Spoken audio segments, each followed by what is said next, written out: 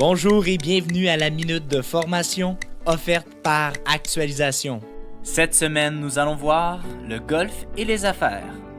L'objectif est de se familiariser avec l'éthique du golf et de voir quelques avantages du golf pour le développement d'affaires.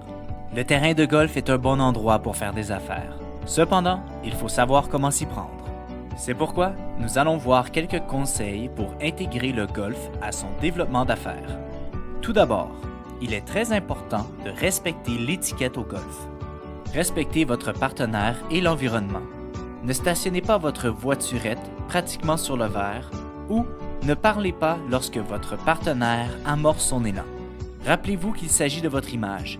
Si vous êtes irrespectueux au golf, votre futur client ou partenaire se dira que vous l'êtes probablement aussi en affaires. Attendez après la partie de golf pour parler affaires.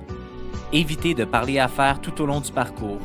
Gardez en tête que vous êtes là pour créer un lien qui vous amènera à conclure une vente ou votre partenariat. Profitez par contre pleinement du temps réservé à l'après-golf. C'est le moment idéal pour entamer une conversation sur des sujets d'affaires que vous voudriez clarifier ou approfondir avec vos partenaires de golf. Celui qui invite est celui qui paye.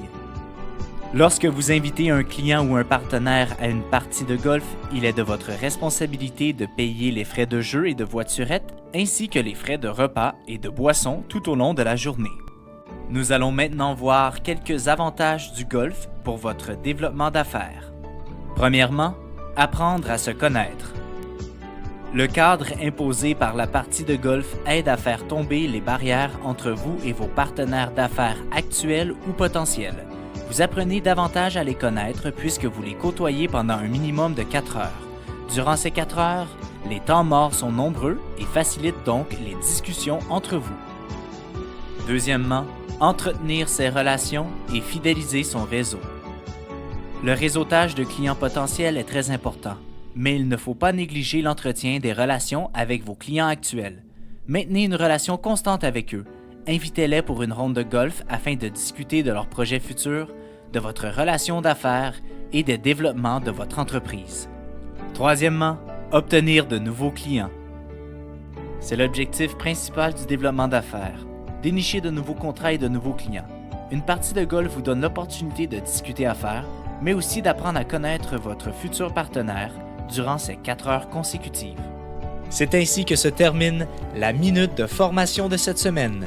On se donne rendez-vous la semaine prochaine.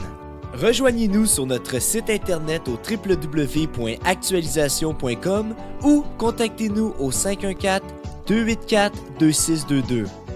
Actualisation, formation et conseils depuis 1970.